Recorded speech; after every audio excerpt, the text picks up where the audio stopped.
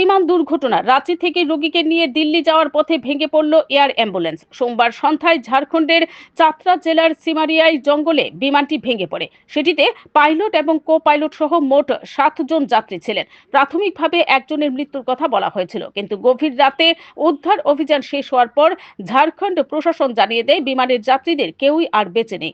Directorate general of civil এভিয়েন্স এর তরফে জানানো হয়েছে, এদিন সন্ধ্যা 7টা 11 মিনিটে বিক্রাফট কিং এয়ার মডেলের বিমানটি রাঁচি থেকে উড়ে 7টা 34 মিনিটে বিমানটির সঙ্গে কলকাতা এয়ার ট্রাফিক কন্ট্রোলের সংযোগ বিচ্ছিন্ন হয়ে যায়। সেই সময় বিমানটি বারাণসী থেকে 100 নটিক্যাল মাইল দূরে ছিল।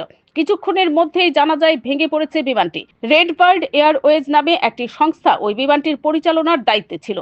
কি কারণে এই দুর্ঘটনা তার তদন্তের জন্য এয়ারক্রাফট অ্যাক্সিডেন্ট ইনভেস্টিগেশন ব্যুরোর সদস্যরা ঘটনাস্থলে গিয়েছেন। Bureau report, BTV Tripura news.